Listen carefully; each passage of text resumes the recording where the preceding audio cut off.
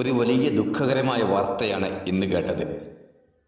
അതായത് കൊണ്ടോട്ടി എന്ന സ്ഥലത്ത് വെറും 19 വയസ്സ് മാത്രം പ്രായമുള്ള ഒരു നവവധു, വിവാഹം കഴിഞ്ഞ് വെറും 20 ദിവസം മാത്രം പിന്നിട്ട ഒരു നവവധു, തൻ്റെ ഭർത്താവിന് തന്നോട് താല്പര്യമില്ല എന്ന ഒറ്റ കാരണം കൊണ്ട്, ഒന്നുകൂടി വ്യക്തമായി പറയുകയാണെങ്കിൽ ഭർത്താവ് തന്നെ ഒഴിവാക്കാൻ തീരുമാനിച്ചു എന്നൊരു ദുഃഖകരമായ വാർത്ത കേട്ടപ്പോൾ മറ്റൊന്നും ആലോചിക്കാതെ വേഗം അങ്ങ് ആത്മഹത്യ ചെയ്തു കളഞ്ഞു.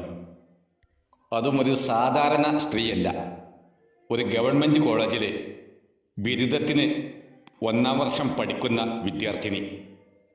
എന്ന് മാത്രമല്ല, ഒരു മതപരമായ കുടുംബം, 100% ധാർമ്മിക സാഹചര്യങ്ങളിൽ വളർന്ന ഒരു മുസ്ലിം പെൺകുട്ടി. നിയമപരമായി നിക്കാഹ് കഴിഞ്ഞ് വെറും 20 ദിവസം മാത്രം കൂടി താമസിച്ചു.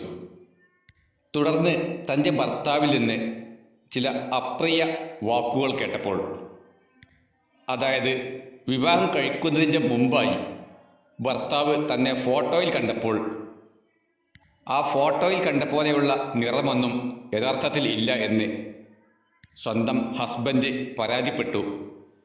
അങ്ങനെ വൈവാഹിക ബന്ധം ഒഴിവാക്കാൻ ഭർത്താവ് ആവശ്യപ്പെട്ടു.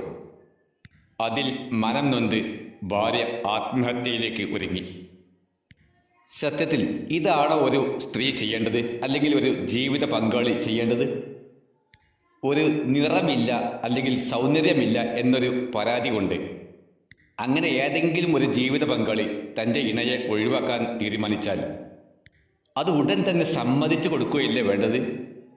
കാരണം ആ ഒരു ദാമ്പത്യമല്ല, വേറെയും തുറന്ന വിശാലമായ അവസരങ്ങൾ ഈ ലോകത്തുണ്ടെന്ന് തിരിച്ചറിയുകയല്ലേ വേണ്ടത്?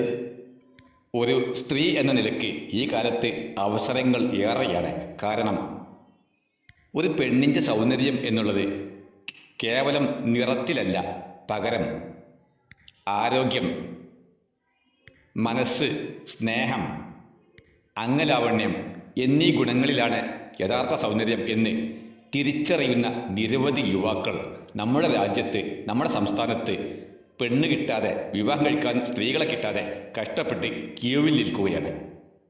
എന്നിരിക്കെ ഒരു ഭർത്താവിന് സ്വന്തം ഭാര്യയെ വേണ്ട എന്ന് വെച്ചാൽ ഇന്നുള്ള സ്ത്രീകൾ ചെയ്യേണ്ടത് അത് ഉടനങ്ങ് സമ്മതിച്ചു കൊടുക്കുകയാണ് വേണ്ടത്.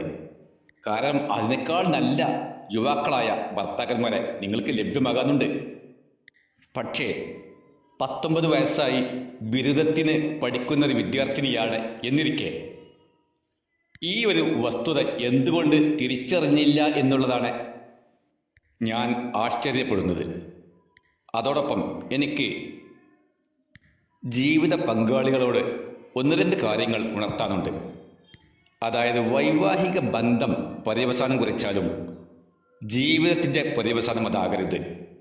ഈ ഒരു തത്വം നിങ്ങൾ എപ്പോഴും ഉൾക്കൊള്ളണം. കൂടി ജീവിക്കുമ്പോൾ അസ്വാരസ്യങ്ങൾ സ്വാഭാവികമാണ്. അത് ഭാവി ജീവിതത്തെ ബാധിക്കുമെന്നൊരു ആശങ്ക ഉണ്ടായാൽ ഉടൻ തന്നെ വൈകാതെ ഒരു കൗൺസിലിംഗ് ചെയ്യുന്ന ഒരു മനഃശാസ്ത്ര വിദഗ്ധനെ സമീപിക്കുകയാണ് വേണ്ടത്. തീർച്ചയായിട്ടും അത് വേണം.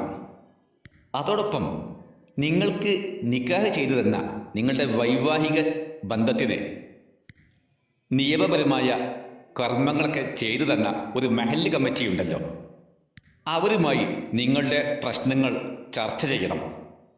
കാരണം അവർക്കതിൽ ഉത്തരവാദിത്വമുണ്ട്.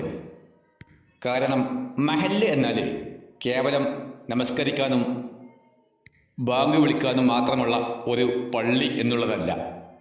മഹല്ലിൻ്റെ അഥവാ പ്രാദേശികമായ എല്ലാ കാര്യങ്ങളിലും ഇടപെടുന്ന ഒരു സാന്ത്വന സേവന കേന്ദ്രമാണ് മഹല്ല് കമ്മിറ്റി.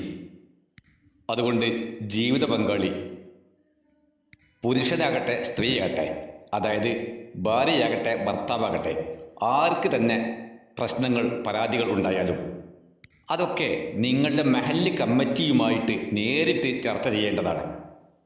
അല്ലാതെ ആത്മഹത്യ ചെയ്യുകയോ ജീവിത പങ്കാളിയെ വെട്ടിക്കൊല്ലുകയോ അന്യൻ്റെ കൂടെ ഒളിച്ചോടുകയോ ഒന്നുമല്ല.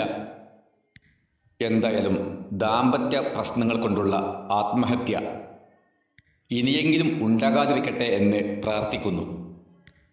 എന്തായാലും സ്ത്രീകൾക്ക് ഡിമാൻഡ് കൂടിയ ഈ ഒരു കാലഘട്ടത്തിൽ ഒരിക്കലും തന്നെ ഇത്തരം ആത്മഹത്യാപരമായ പര്യവസാനം ഉണ്ടാകാൻ പാടില്ലായിരുന്നു.